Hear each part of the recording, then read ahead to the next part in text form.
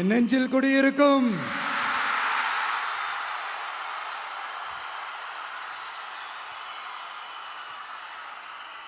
தமிழக மக்கள் உங்கள் அனைவருக்கும் என்னுடைய வணக்கமும் என்னுடைய நன்றிகளும். குறிப்பா திருச்சி கிழக்கு தொகுதி மக்கள் உங்கள் அனைவருக்கும்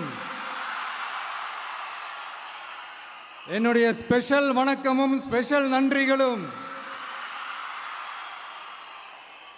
இதை நான் ஏன் இப்படி சொல்றேன்னா, என்னை இப்போ பெரம்பூர் தொகுதி எம்எல்ஏன்னு தான் சொல்லுவாங்க. பட் ஆனால் அது எலெக்ஷன் கமிஷனோட அந்த சட்ட விதிகளுக்கு மட்டும்தான் அப்படி. ஆனால் என்னை பொறுத்த வரைக்கும், தமிழ்நாட்டை பொறுத்த வரைக்கும், தமிழ்நாட்டுக்கு எப்படி திருச்சி ஒரு இதயம் மாதிரியோ, அந்த மாதிரி என்னோட இதயத்துக்கு திருச்சி கிழக்கு தொகுதி மக்களும் ரொம்ப ரொம்ப ரொம்ப க்ளோஸ் தான். அதில் எந்த மாற்றமும் கிடையாது. சரிங்களா?